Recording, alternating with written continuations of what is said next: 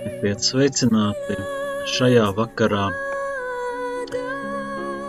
Pēdējā reizē mēs iesākām runāt par Eliju.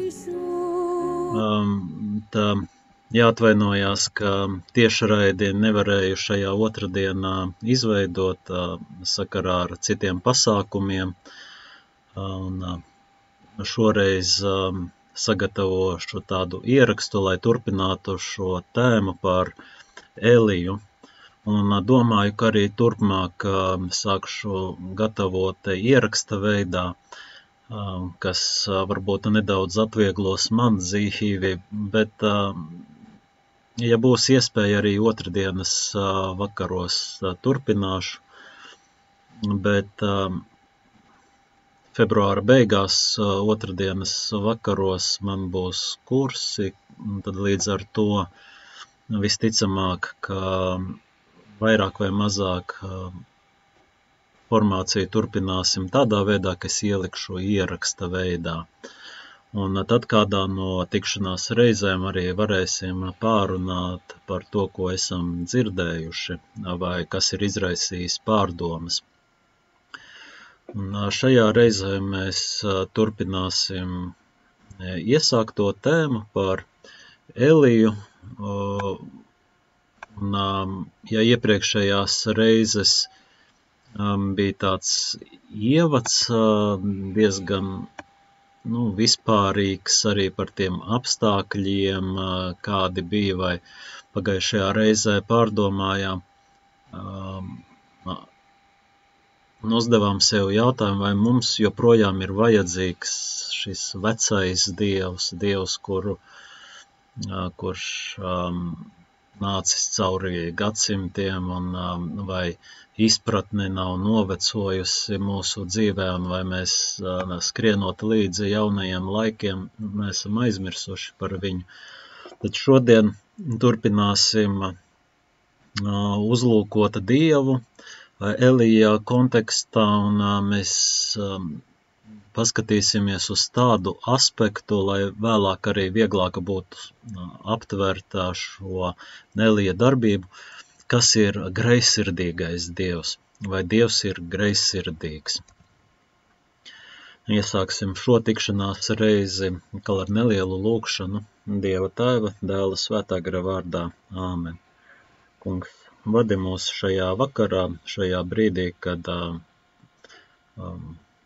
pārdomājam tavus vārdus, to, ko tu vēlies mums atklāt par sevi, kādu jaunu aspektu no tava vaiga. Palīdzi mums iepazīt tevi aizvien labāk un redzēt tavu klātbūtni mūsu dzīvēs aizvien skaidrāk. Gods lai ir Tēvam un Dēlam un Svētajam garam, kā tas no iesākuma ir bijis, tā tagad un vienmēr, mūžīgi mūžos. Āmen. Tātad mēs turpināsim runāt par Eliju un šodien par greizsirdīgo Dievu. Pirms tam tātad runājām par tādu vēsturiski reliģisko kontekstu, kurā atrodas šī pravieša Elija tēls, figūra, un attiecīgi arī rīcība, kas nāk no viņa. Un viņa stāstu cikls, iespējams, ka viņš nav chronoloģiskā secībā, sākas no pirmās ķēniņu grāmatas 17. nodaļas līdz otrās ķēniņa grāmatas 18. nodaļai. Kad pēc viņa sākas jau jauns Elizeja cikls. Un starp šiem stāstiem ir, protams, stāsti par aramiešu kariem, tāpēc tikai ņemot vērā šo konfliktu starp kultiem, ko piedzīvo Izraels, mēs varam arī saprast veidu, kādā Elijs sevi pasniedz, un arī viņa misiju. Elijs ir kā lietus un uguns, kā zibens, kā dzīvības un nāves pravietis. Viņš ir ticīgs cilvēks, kurš dzīvo savā ticībā un cīnās par to cilvēku ticību, kuriem viņš ir sūtīts. Tātad stāsts par viņa iejaukšanos Izraēla vēsturē nav sagatavots, un viņa tēva vārds pat nav minēts. Elijs parādās pēkšņi, gandrīz ne no kurienes, it kā pēkšņi un neparedzami viņš arī pazustu. Viņš pastāv tikai tāpēc, ka viņam ir attiecības ar Dievu un vēstījuma dēļ, kas viņam jāpaziņo cilvēkiem. Dieva vārda kalps, viņu ietver šis Dieva noslēpums, kura vārdu viņš nes. Neredzamā Dieva pravietis. Viņam ir acis, kas redz tālāk tikai par saskatāmo.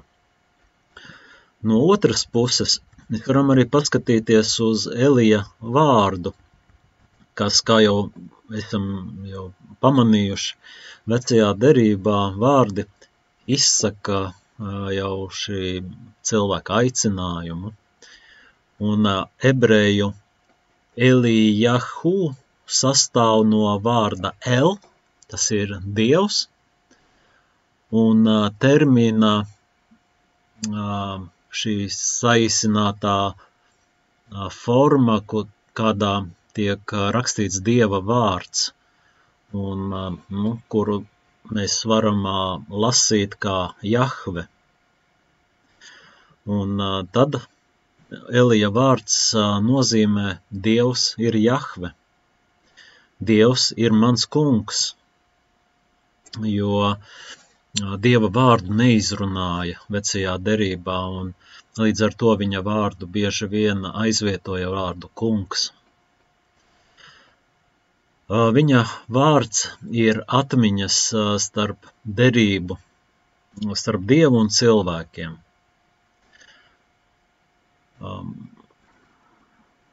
Kā atcerējās, ja pārdomāja Ratzingers, jeb pāvests Benedikts 16. Ka pravietis nav tas, kurš pareģo nākotni, pravietis ir tas, kurš runā patiesību, jo viņš ir kontaktā ar Dievu. Tā ir patiesība, kas ir derīga šodienai, un, protams, apgaismo nākotni, lai norādītu ceļu, pa kuru iet. Jā, ja mēs skatāmies uz praviešiem, mēs nevaram skatīties uz viņiem kā uz nākotnes pareģotājiem, bet uz to, ka viņi atklāja šo Dieva ceļu. Un Elijs tiks aicināts sludināt Dieva greizsirdību uz savu tautu, par šo derību, kas ar viņu noslēgta. Un, protams, šī nav viegla tēma. Arī tēvs Antonio savos darbos runā, ka patiesība atsauc uz greizsirdību. Parasti, kad par to runājam, to saist ar mīlestības slimību, kas izsaka un pieprasa absolūtu partnera valdījumu ar bērnišķīgām, dažreiz traģiskām formām. Jo greizsirdībā, it īpaši, ja patoloģiski, vairs nav iespējams ievērot otra nepārvaramās robežas, viņa sirds un brīvības robežas, kuras pārņem viņa paša vajadzība. Tāpēc mums var rasties šis jautājums, kā tas ir iespējams, ka Bībele piedāvā šādu attieksmi Dievam, vai nepastāv risks raksturot Dievu kā pārāk cilvēcīgu, vai otrādi attaisnot kā ar dievišķu rīcību nekontrolētu cilvēka kaislību. Un, lai jūs atbildētu uz šo jautājumu, Svarīgi atcerēties, ka senākie rakstu teksti pauž Dieva darbības tādu intīmo struktūru, apraksta greizsirdību kā vienu no dievišķajiem vārdiem. Izceļošanas grāmatā mēs varam lasīt, tā atvērsim izceļošanas grāmatu, 34. nodaļu, 14. pantu. Nezemojies citam dievam kā vien kungam, greizsirdīgais ir viņa vārds, viņš ir greizsirdīgs dievs. Tāpat var salīdzināt šajā pašā izceļošanas grāmatā 20. nodaļas 5. pantā. Nezemojies tiem un nekalpo tiem, jo es, kungs, esmu greizsirdīgs dievs. Tajā pašā laikā vārds, kā mēs labi zinām, izsaka visdziļāko personisko identitāti. Tāpēc greizsirdība ir ļoti tāda personīga pieķeršanās. Jahve, jo viņš ir greizsirdīgs, piedāvā sevi savā vienpersoniskajā aspektā. Jahves greizsirdība nozīmē, ka viņš vēlas būt vienīgais Izrēlam, ka nemaz negrasās dalīties ar citu dievišķo spēku, tikt kādu citu mīlētu vai godātu. Un šis neiecietīgais apgalvojums par tādu ekskluzivitāti, principā bija unikāls reliģiju vēsturē. Bieži mēs zinām, ka veidojās tādu dievu sajaukums. Ja iepatikās kāds cits dievs, tas netraucēja vairākus dievus reizē pielūgt. Prasība balstīta gan uz radītāja tiesībām, gan uz šo pieredzi, uz Izraēla atbrīvošanu no Ēģiptes. Un, protams, tai skaitā šo bauslības dāvanu. Tātad, kad mēs lietojam vārdu greizsirdīgs, mēs lietojam gadījumos, kad esam skaudīgi par kaut ko, skaužam, kas citiem ir, bet mums nav. Persona var būt greizsirdīga vai skaudīga par to, ka citai personai ir skaista mašīna vai māja, kāds īpašums. Vai arī kāds ir greizsirdīgs vai skaudīgs tāpēc, ka citam ir kādas iespējas vai iemaņas, kas pašam nav. Piemēram, ka kāds ir sportiskāks vai kādu darbību veids labāk. Cits atkal varētu kļūt greizsirdīgs vai skaudīgs par, piemēram, citas personas izskatu. Šajos pantos Dievs runā par cilvēkiem, kas atdarina tēlus un zemojas viņu priekšā, kalpo šiem tēliem tā vietā, lai kalpotu Dievam. Dievs, ir īpašniecisks, jo kalpošana, dievināšana un godināšana attiecināma tikai uz viņu. Viņš vienīgais ir to pelnījis, jo mēs zinām, ka viņš vienīgais ir, pārējo jau patiesībā nav, un ja pielūdz un kalpo kādam citam, tad kalpo tam, kā nav, kurš nav. Vai ne? Un grēks ir, līdz ar to grēks, tas ir dievināt, kalpot un pielūgt kaut ko citu. Mēs zinām, ka grēks ir tas, kas neved uz mērķi, kas aizved garām mērķim projām. Un ja tu kalpo tam, kā nav, tad tas automātiski jau ieved tevi grēkā. Un grēks ir vēlēties vai būt skaudīgam, greizsirdīgam par kaut ko, kas pieder citiem, bet pašiem nē. Un tas ir savādāk un atšķirīgi, ja mēs attiecinām un skatāmies uz Dievu, kurš sevi sauc par greizsirdīgu Dievu. Viņš ir greizsirdīgs un dusmīgs, kad tas, kas viņam pieder, tiek atdots kaut kam, kura nav. Un kalpošana, tātad godināšana pieder tikai viņam. Grēks ir būt greizsirdīgam par pašam nepiederošām lietām. Un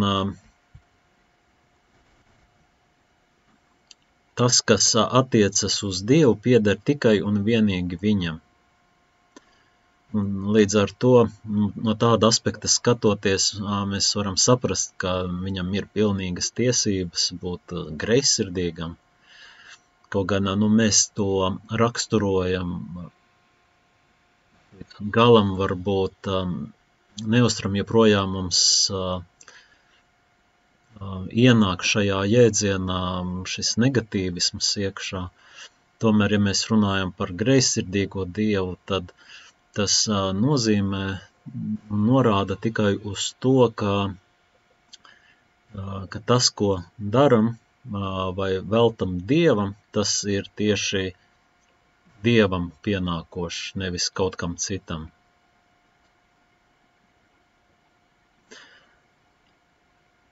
Šī iemesla dēļ Dieva greizsirdība, saskaroties ar šo derības nodevību, varētu kļūt arī par dusmām, kaut arī saskaņā ar pedagoģiju, ar tēvs Antonio raksta, ka tādā veidā greizsirdīgas un dusmīgas mīlestības dievbijīgā uguns izrādās ir tikai vēsturiski izglītojošs, dziļākas un senākas nepamatotas mīlestības uguns aspekts.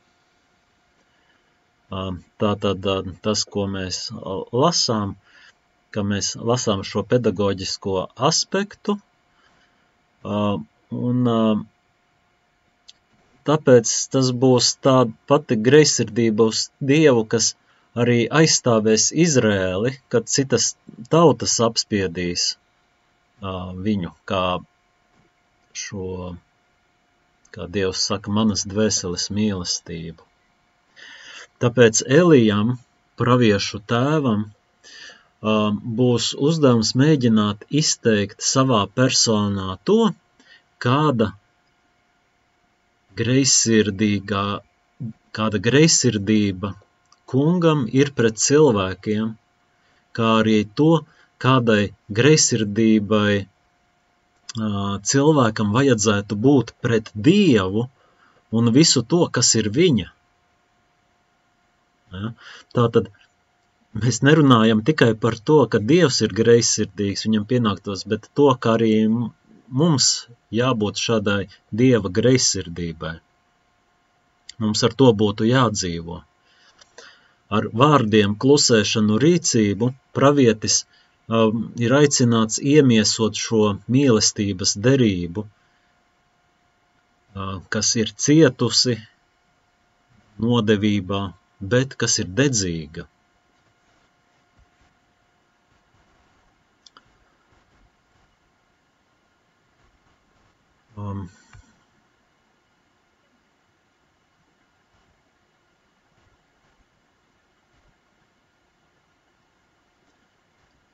Tēvs Antonio arī raksta,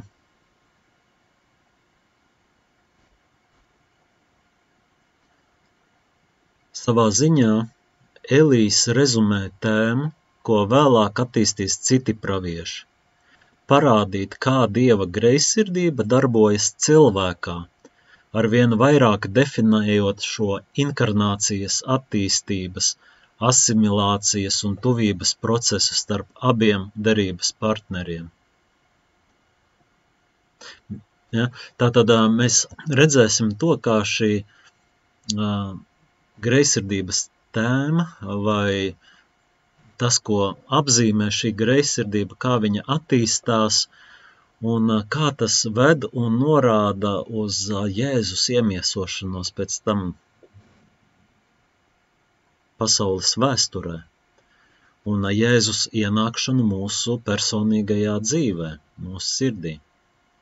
jo līdz ar šo inkarnācijas, līdz šim lielajam noslēpumam, kad šī derība tiks atrisināta, viņa tiks risināts tieši šajā sirds līmenī, jo tiks mainītas sirdis.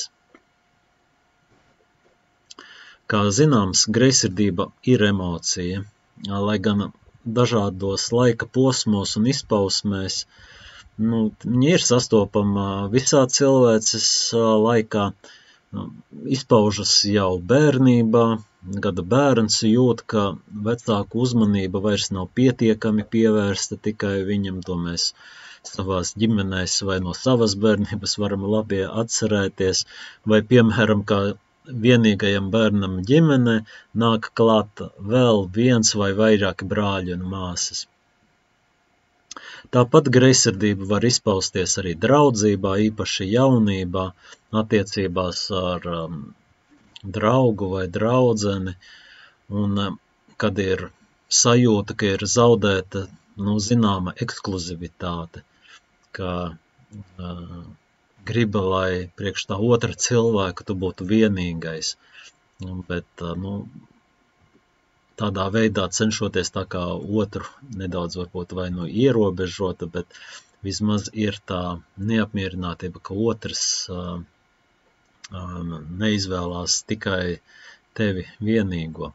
Un visbeidzot, tas visskaidrāk izpaužās arī šajās mīlestības attiecībās, kā šī valdonības sajūta pret mīļoto cilvēku, kuru kāda iemesla dēļ, tā var būt reāla vai iedomāta, cilvēks baidās zaudēt.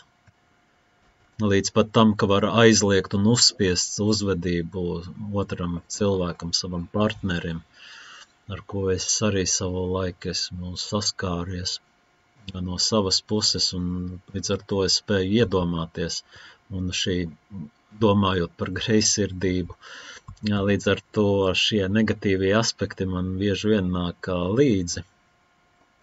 Un, diemžēl, mūsdienās šķiet arvien biežāk sastopamies ar dažādiem patoloģiskām greizsirdības formām, kas izpaužas pilnīgi kā apsēstība, kā kontrole, ietverot arī visus šos sociālos tīklus šai sekošanai, kā agresija vai atriebība. Un te ir jautājums, kāda ir šī mana pieredze, aktīva vai pasīva, parasta vai nē, attiecībā uz šo sarežģīto emociju. Un mums es varētu atcerēties, kā greizsirdība dzimst no mīlestības, un pēc tam riskē to nodot, kad tā apspiež otra uzticību un brīvību.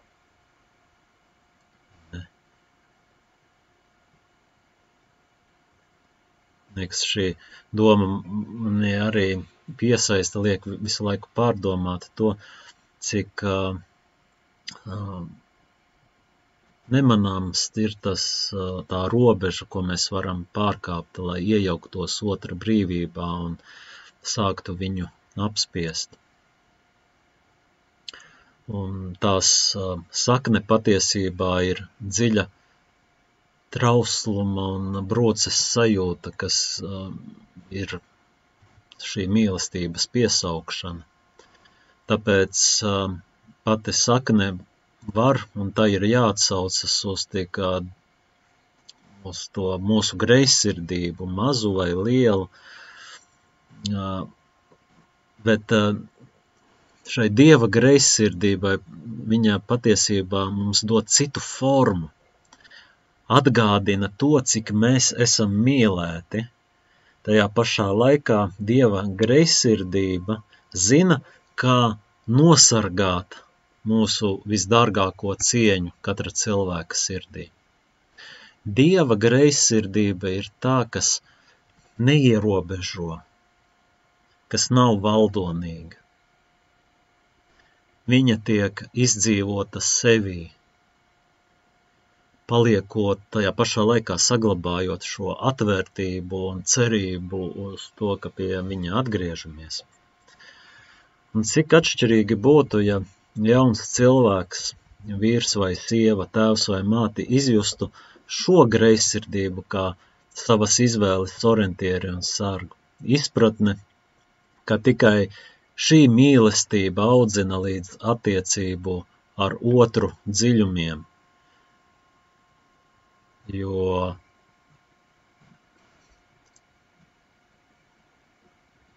mīlestība nav tikai patīkamas emocijas, tā nes sevī šīs sāpes. Šķiet, ka māte Terēze teica, ja tev nav sāpējis, nemaz neesi mīlējis pa īstam. Jo šī mīlestība, kas ir greizsirdīga, viņa ir tik dziļa, ekskluzīva, spēcīga, ka viņa rada mūsos šīs sāpes. Taču šī Dieva greizsirdīgā mīlestība, kuru mēs esam aicināti arī mīlēt, tā greizsirdība tā norāda uz šo mīlestības dziļumu līdz sāpēm, bet ne tāda, kas ierobežo, kas uzbruk otram cilvēkam. Jo šāda mīlestība audzina cieņu pret brīvību. Šī mīlestība piepilda. Un cik atšķirīgi būtu, ja arī dzīvojot mēs kustībā vai draudzē, justos aicināti godināt šādu Dieva greizsirdību par mums uzticēto vēsturi, par šīm daudzajām dāvanām, ko esam saņēmuši un ko riskējam aizmirst, bet galvenokārt par uzdevumu, kas mūs gaida šodien. Būt praviešiem, tas ir patiesiem lieciniekiem mīlestībai, kurai nav robežu. Lūk, tad šis ir jautājums, ar ko mēs šajā reizē esam aicināti pārdomāt par šo greizsirdīgo mīlestību, kāda ir mūsu attieksme, mūsu sajūtas par to, un varbūt, ja mums nav izpratne par šo greizsirdību tādā veidā, kā Dievs mums piedāvā šo dziļumu, tad kas ir bijis šķērslis, tas negatīvais, kas mūs padarījis šo attieksmi pret greizsirdīgo mīlestību ar tādu sāpīgu pieredzi. Un tad jau nākamajā reizē mēs turpināsim runāt par tēmu, tādu nosaukumu, kāda debesis ir aizvērtas, tā nedaudz poētiski, bet nākamajā nedēļā tad turpināsim.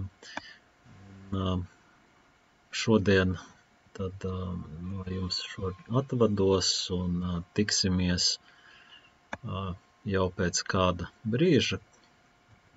Pacentīšos ielikt ierakstu varbūt ātrāk, redzēs, kā sanāks, vai arī otrdienas vakarā, kā parasti. Noslēgsim šo tikšanās reizi ar lūgšanu. Dieva Tēva, Dēla, Svētā gara vārdā. Āmen. Kungs, paldies par šo vakaru, par to, ka Tu ļauj mums iepazīt Tavu mīlestību, kas ir greizsirdīga līdz dziļumiem, bet dod mums patiesu cieņu un brīvību. Māci mūs mīlēt ar šo mīlestību arī Tevi un katru tuvāko, kas mums ir blakus, lai mēs tiešām būtu atvērti un piepildīti Tavā mīlestībā. Jaunava Marija, kuras sirdi caurdūr šie zobeni, kur Tu esi iepazinusi visskaidrāk šo Dieva mīlestību, kas ir greizsirdīgi izdzīvojusi šajās mīlestības ciešanās un sāpēs, bet arī priekā un brīvībā. Māci mūs mīlēt, palīdzi mums pārveidot mūsu sirdis, kā līdzīgas tavai sirdī, lai aizvien vairāk vienotos ar tavu dēlu. Vadi mūs šajā mūsu sirds pārmaiņu ceļā. Esi sveicināta Marija, žēlastības pilnā, Kungs ir ar tevi. Tu esi svētīta starp sievietēm, un svētīts ir tavas miesas auglis, Jēzus. Svētā Marija, Dieva māte, lūdz par mums grēciniekiem, tagad un mūsu nāves stundā. Āmen. הלוואי השמש תחמם, Dieva tēva כוח להמשיך, הגעגוע כבר הרגל, הפך ירח לאדום. על מה אתה שם מסתכל? הדאגה לך שורפת מבפנים, זוכר לחשת בפניי